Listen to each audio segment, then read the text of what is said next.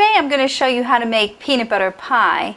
We have two different recipes to show you, a peanut butter fudge pie and a peanut butter meringue pie. The peanut butter fudge pie is made with a cream cheese peanut butter filling, and the peanut butter meringue pie is made with a peanut butter and pudding filling and topped with a nice meringue. The first pie we'll be making today is a peanut butter fudge pie.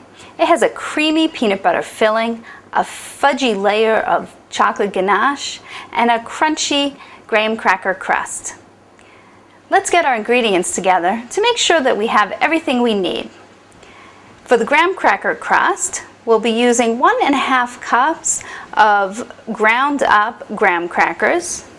This 1.5 cups is also 1 package of the graham crackers ground up, or 5 ounces if you want to weigh it. You can buy it ground up or you can buy it in the cracker form.